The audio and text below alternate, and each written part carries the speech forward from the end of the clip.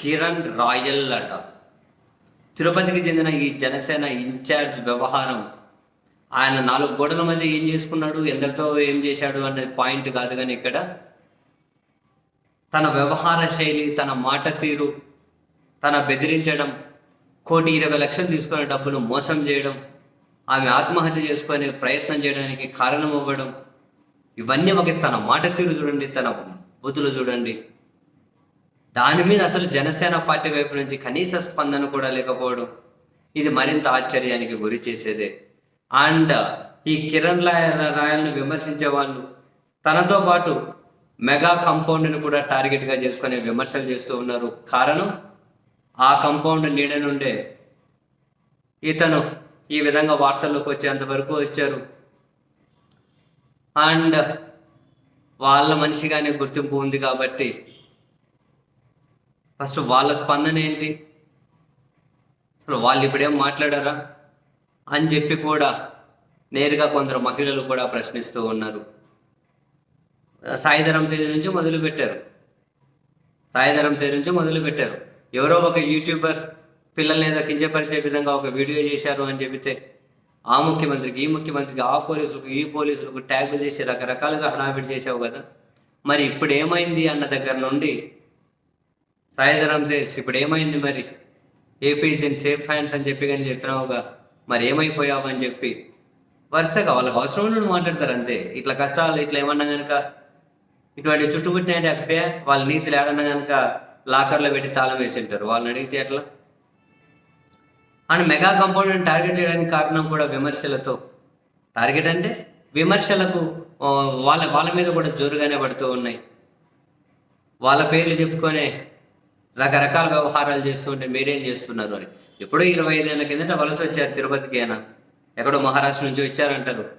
తిరుపతిలో groups theatres అంటారు కదా, ప్రతాప థియేటర్స్ వాటిని అంటారు. ఆ గ్రూప్స్ థియేటర్స్ దగ్గర చిరంజీవి సినిమాలకు, మిగిలిన సినిమాలకు బ్లాక్లో టికెట్లు అమ్ముతూ, రైల్వే స్టేషన్ ఎదురుగా అంటే ఒక హోటల్ దగ్గర చిన్న కిల్లి కొట్టు పెట్టుకొని, ఇంకా ఆ విధంగా చిరంజీవి ఫ్యాన్స్ అసోసియేషన్లో ఉండి పెరిగి చిరంజీవి ఫ్యాన్స్ అసోసియేషన్కి నాయకుడి నేతగా ఎదిగి, ఇంకా అక్కడికి తిరుపతి చుట్టుపక్కల అక్కడ తిరుపతి ప్రాంతానికి చెందినటువంటి ఒక బలిజ మహిళను పెళ్లి చేసుకొని, అప్పటి వరకు కిరణ్ తర్వాత బలిజానం చేసుకుంటే వెనకాల రాయలు తగిలించుకున్నారట.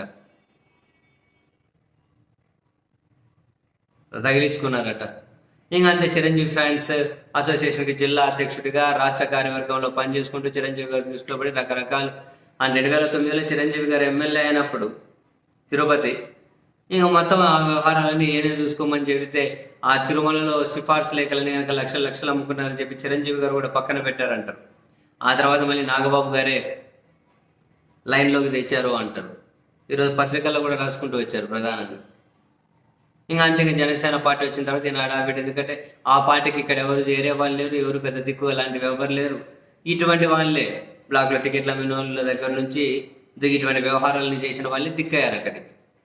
వాళ్ళ పేర్లు చెప్పుకొని, ఆ కుటుంబం పేర్లు చెప్పుకొని, ఈ పేరు ఆ పేరు అని చెప్పి ఇంత బరి తెగించి ఇంత డబ్బులు తీసుకొని మళ్ళీ తిరిగి ఇవ్వకుండా ఏమని అడిగితే సంపుతానని, ఇప్పటికి మళ్ళీ నా వెంట్రికులర్ అది ఇది అని ఆ లోకల్గా కూడా చాలా తెలివనాలో ఇంకేమన్నా తెలియదు కానీ ఆ విధంగా వ్యవహరిస్తారట. వైసీపీ అధికారంలో ఉన్నప్పుడు భూమన కరుణాకర్ రెడ్డి గారు, ఈ భూమన ఫ్యామిలీ వాళ్ళతో సఖ్యతగా ఉండేవాళ్ళు అంటారు. సఖ్యత ఇన్ ద సెన్స్ ఆ తిరుపతిలో ఉన్న వాళ్ళు చుట్టూ ఉన్న వాళ్ళని తిట్టాలి. వైసీపీ ఉన్న బూతులు నోటికి ఏది వస్తే అది. ఇక్కడ పోయి వీళ్ళు తప్పదే, పార్టీలు తప్పదని చెప్పి వీళ్ళని అడుక్కోవాలి. జనసేనలు గుర్తింపు ఉండాలి, తప్పదు. అక్కడి నుంచి విమర్శలు చేయమంటున్నారు. అయ్యా నేను మేమేదేమో చేయనని చెప్పి ఇక్కడికి పోయి ఇక్కడ చేసుకోవాలి. ఇట్లా చేసుకున్న వ్యక్తి ఇప్పుడేమో మళ్ళీ బయటకు వచ్చి వాళ్ళను లంగా భూమన ఏంటంటే మాట్లాడుతూ ఉన్నారు. అంటే ఇంకొక రకంగా చెప్పాలి అంటే మన ఊర్లలో ఉంటారు కదా, అన్నీ ఏది చేయడం కానీ ఏం దిగుతారు మీరు, అంత ఇడిచిపెట్టిన రకాలు ఏదైనా రాజకీయాల్లో. అని తిరుపతిలో అటువంటి వ్యవహారమే ఉన్నట్లుంది. ఏంది కూడా ఎంత చేసి మళ్ళీ ఏం దిగుతారా అంటున్నాడు. ఏంటిదంతా? సో మొత్తం మీద వాళ్ళ పార్టీ స్పందించదు. ఈయన ఇన్ని వ్యవహారాలు ఎవరి పేర్లు చెప్పుకొని చెప్పారు, ఆ కంపౌండ్ వాళ్ళు స్పందించరు, చర్యలు తీసుకోమని చెప్పరు, దాన్ని పార్టీల నుంచి సస్పెండ్ చేయరు.